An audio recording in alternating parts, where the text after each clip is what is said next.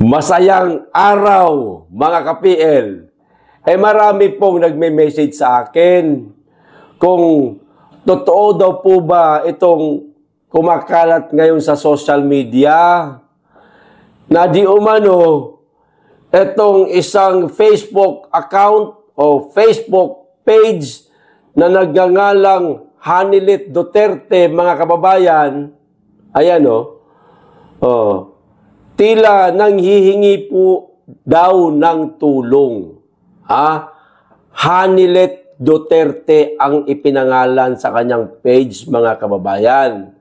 O ayan basahin ko. Tinabangay ta, ang sabi niya, sabi sa Tagalog pa, magtulungan daw tayo. Mahirap na kasi baka ma-scam kayo, mga kababayan, sa mga nais mag-donate para sa gamot, maaari po kayong magpadala sa aming Duterte Malasakit Donation. Yan ang pangalan ng kanilang tawag nito. Yan nga, yung para makapag-donate ka. Tawag nito. Parang foundation. No? Ayan, may GCash number, mga kababayan. Verified pa ko, PL, sabi nung mga nag-message sa akin, legit ba ito? Paki-confirm nga. Sa totoo lang, wala akong direct contact kay Madam Hanilet. Kahit kay Kitty Duterte. Kahit sa mga malalapit sa mga Duterte, wala akong direct contact, mga kababayan. No? Ang masasabi ko lang dito, hindi ito totoo, mga kababayan. Bakit?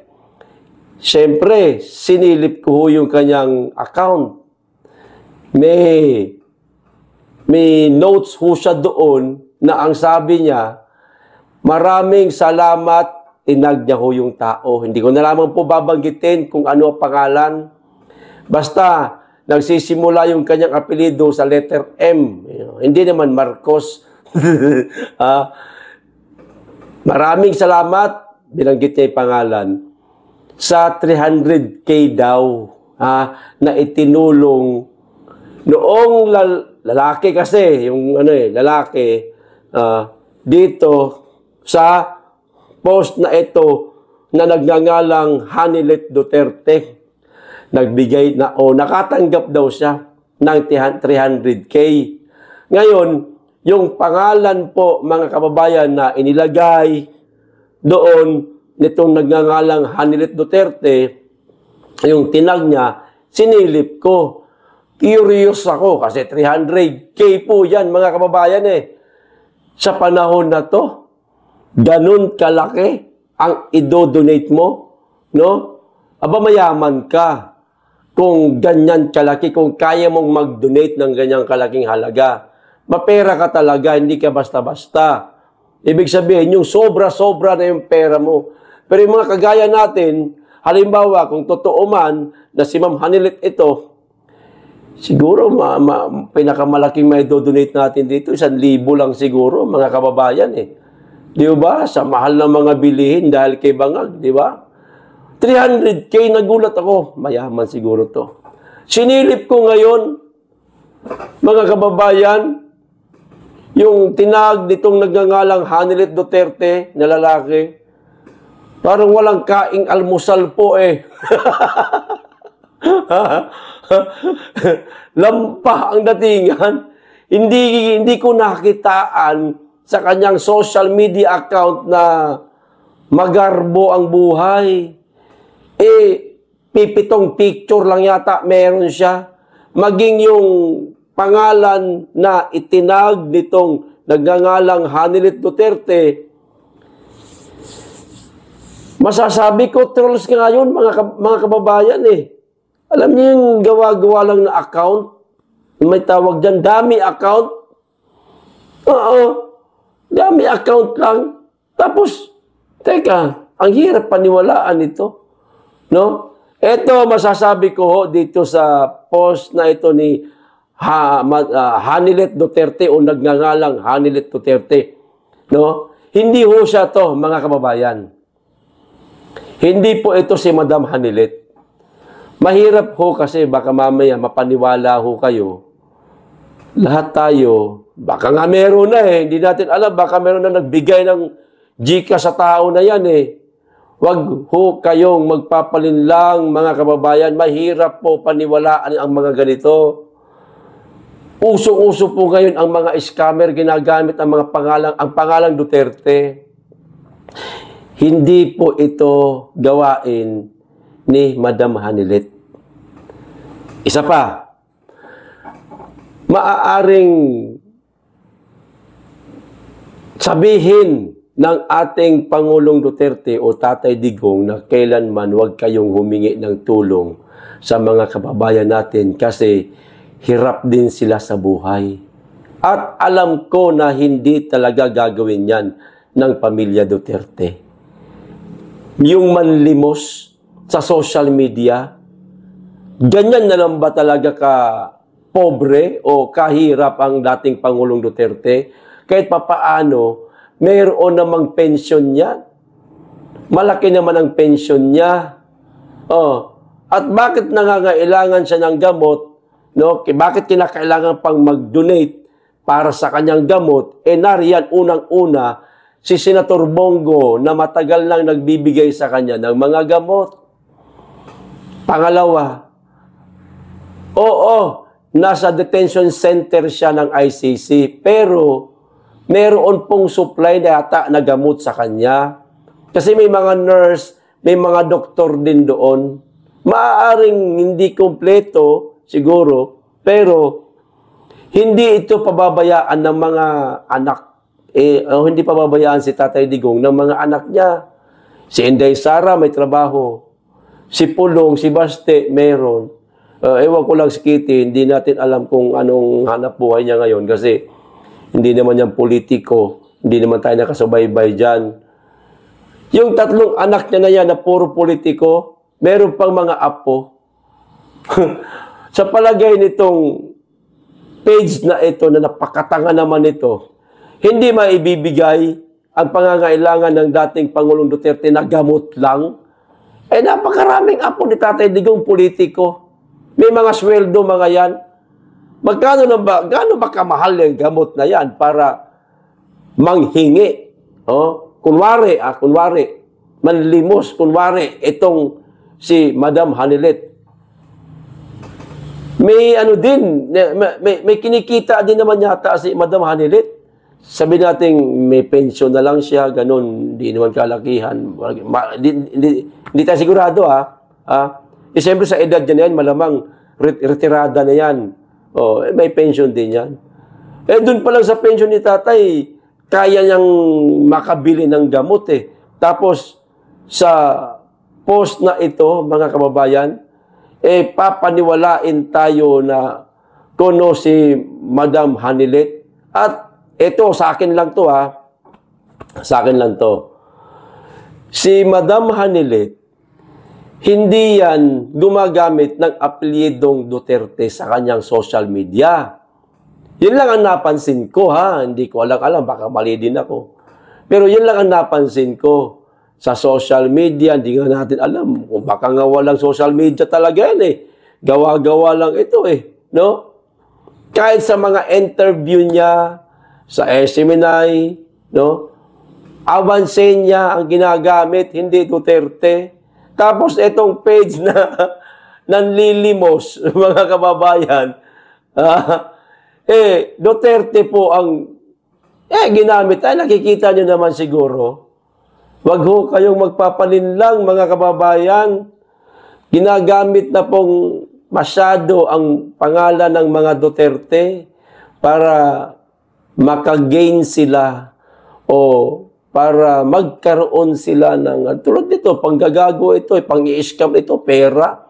Pera ito, mga kababayan na matatanggap nila eh.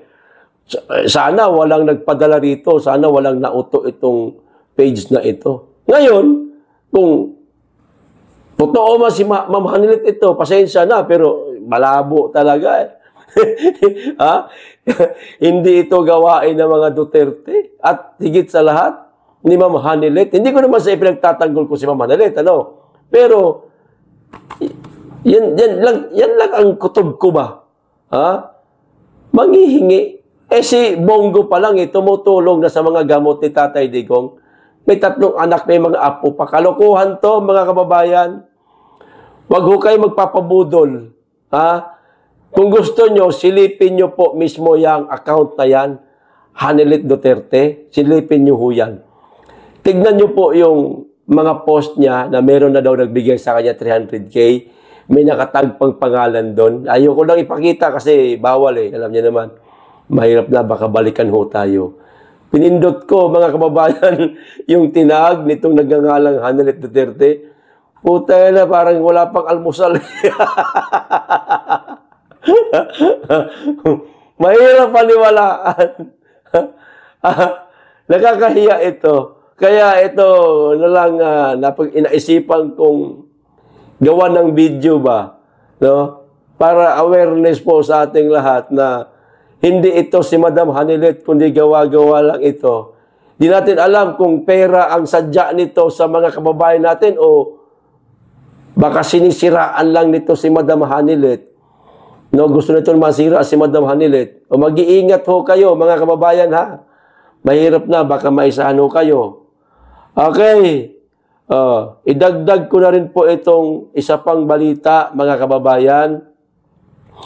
Itong sinabi po ni, tawag nito, ni Senator Gatchalian. Ano sabi niya? Gatchalian, pinapaasunto ang bumaliktad na testigo versus Kibuloy.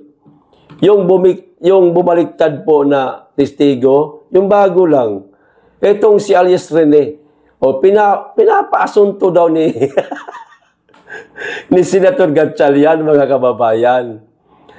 Sir, tanong lang po hindi ba pwedeng pakinggan niyo muna siya? Magsagawa muna ulit kayo ng hearing dyan sa Senado.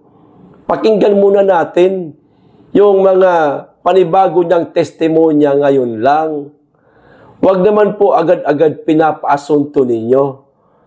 Kung kami lang, kung kami lang ang tatanungin, dapat siyang si Risa ang pinapaasunto ninyo. Dahil matagal dyan na itong gawain, sir. Yung gumawa ng false witness di umano para palabasin na totoo itong mga witness na inihaharap niya sa Senado at para manalo dyan sa hearing na ginagawa niya sa Senado.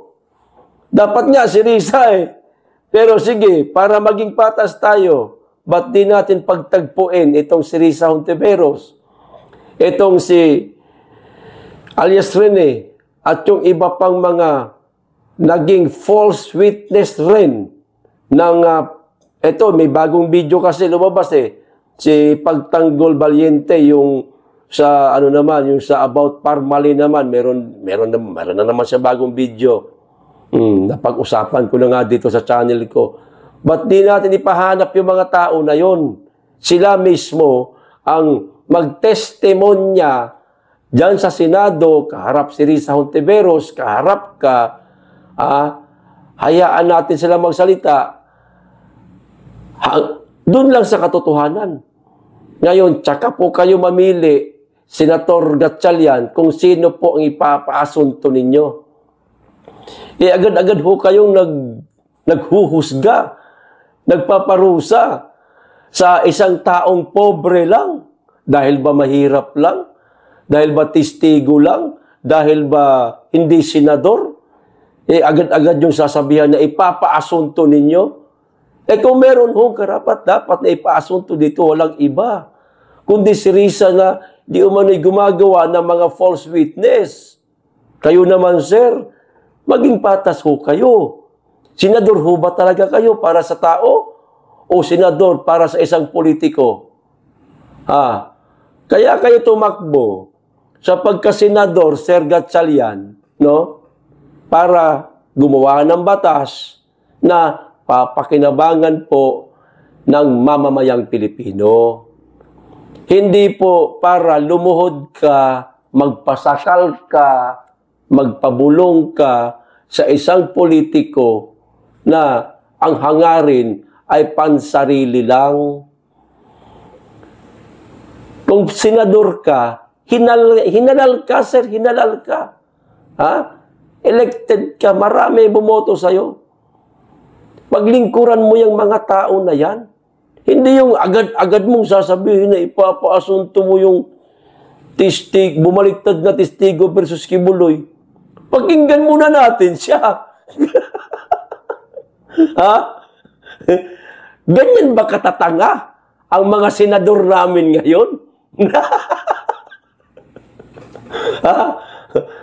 Gusto nyo bang matawag kayong tanga, sir? Ibalik natin ang hearing. Pagtagpuin nyo mga yan kung pwede lang sana. Ha? Nang malaman ninyo ang kwento na magkabila. No? Nang hindi kayo agad-agad naghuhusga. Ayan, napapagtawanan kayo ng ating mga kababayan. Antindi mo, sir. Agad-agad mong pinapaasunto na hindi pa nga natin naririnig kung ano talaga ang mga nagawa pa sa kanya na maaari niya pang pasabugin. Eh, wag ganon, sir. Wag ganon. Ha? Maging senador po kayo para sa tao. Wag para sa isang politiko. Ang tanong, totoo ba yan o hindi? Nagtatanong lang po. Hindi po ako nagbibintang. Okay? Ayos! Hanggang dito lang. Maraming salamat. Mag-iingat kayo lagi. At higit sa lahat, mahalin natin ang Pilipinas.